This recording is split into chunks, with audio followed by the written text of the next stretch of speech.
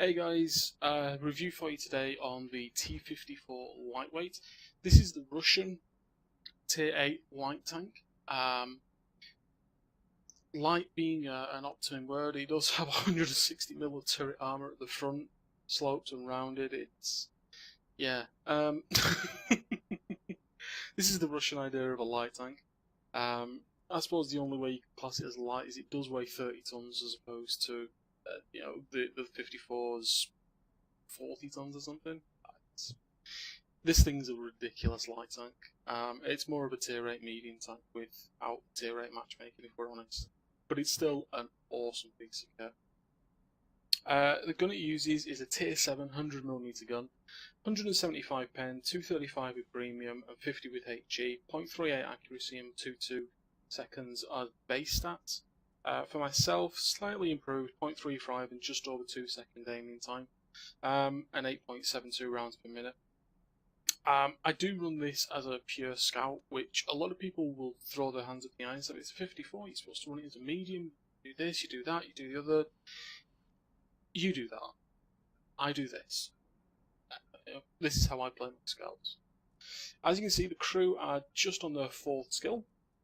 We have full camo, we have full BIA, we have 6th sense, we have Deadeye, we have clutch braking, repairs, just working on recon and situational awareness, snapshot and smooth ride as well. Out of all the tier 8 mediums, as you can see, the RU has a concealment factor of 737. The girlfriend doesn't have a crew in it, so its base concealment is 320. With the crew in, I think it's about the same as the RU from memory. T49 is 629 and the AMX 1390 is 746. So it's not particularly stealthy. However, it just works. It's, typical Russian bias. It just works. No frills, no gadgets. As usual, optics, vents, and a camo net. It does mean I lose out on DPM. My DPM in this tank is just 2100, just over 2100, as you can see. People have got it reloading a lot quicker than me. I think you can get it down to 6.5 second reload roughly. I run 20 AP, 12 APCR, and 2 HE shells, and the big repair kit, the big med kit, and the automatic fire extinguisher. I don't run premium food in this. I don't feel the need to. In terms of mobility, it's way off the chart, this thing. It gets up and goes, it turns, it pivots like no one's business. The turret traverse is 52 seconds, the whole traverse is 57 seconds.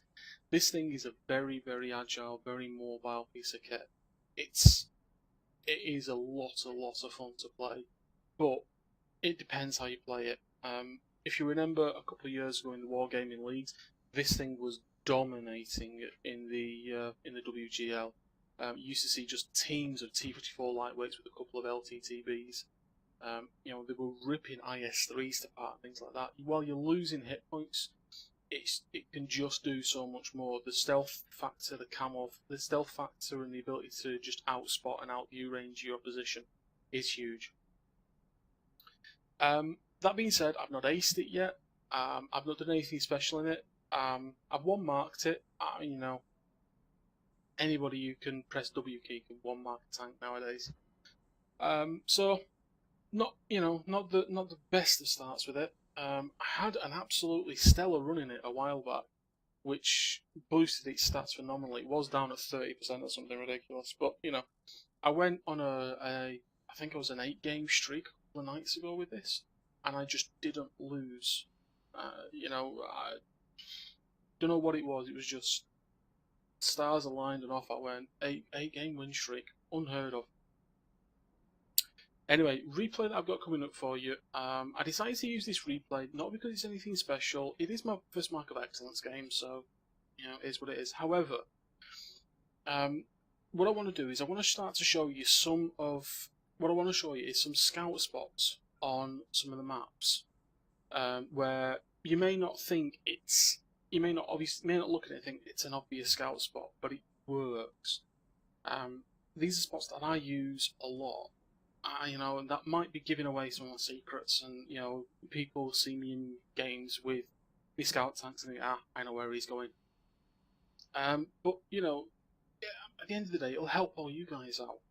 You guys will be able to know where to put your tanks, where to park them, where is going to be the best optimal position for you to scout from, and maybe achieve some of the missions that you need to for your 260, for your 55A, for your your 28 HTC, or your Stug 4 if you're still working on that.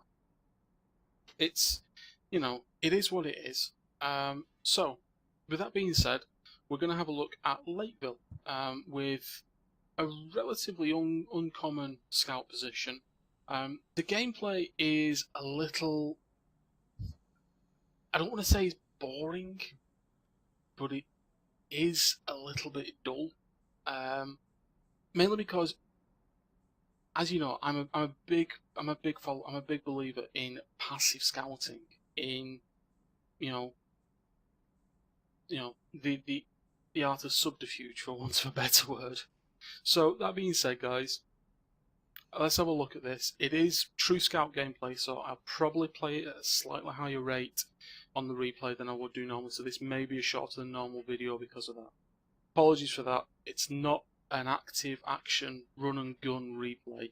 I do have one of those, but as is the case, I don't actually know where that replay is. So if I can find it between now and uploading it, I'll include it in this. Anyway, guys, let's see how we. Okay, guys, here we go. As we can see, just me on my own in my T54 Lwt.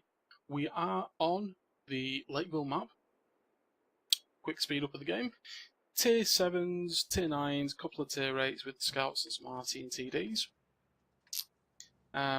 So I've got a good spawn here. I'm on the far side of the map. I could just bomb straight down the 4 line.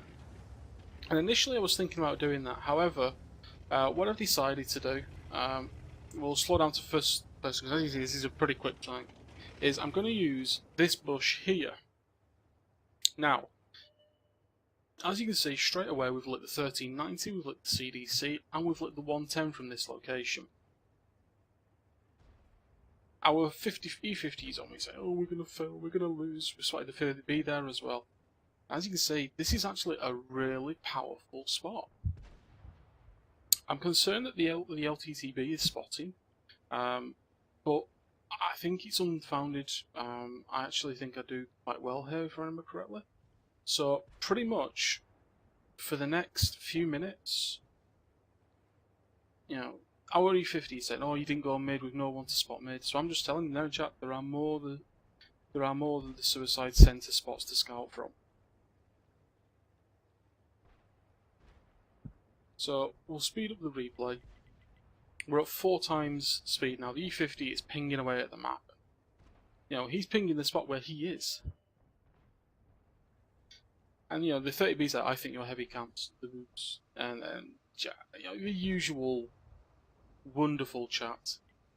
As you can see, we're just casually parked up here. I asked for a bit of fire on some tanks. We say looking for spots. Not much going on, we're just literally here, spotting away, chilling out. And then I decide I'm going to go for the next bush, which is this one. Now as you can see, we can see the shade of the bush around us there on the scope, so we are in the bush. They've lost the 30B from the middle, they've lost the AMX 1390 from the middle. The 110 is all that's left. Now our team is pushing really heavily through town, which is great.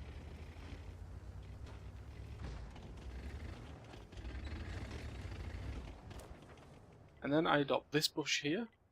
As you see, there's a JP1000 over there that we've just spotted. You can see the heavy push pushing really strongly through there. Now our M53-55 isn't stupid, he's off, he's legging it. So at this point I decide, right, back to base, we need to get back here, we need to defend. Our M4043 is going to pay the ultimate price. Now I'm just going to casually park in this bush here. I'm going to rely very, very heavily on the camo of my vehicle. There's the mutts. And we decide we're going to steal a kill there for 77 hit points. Sorry, Yag Tiger.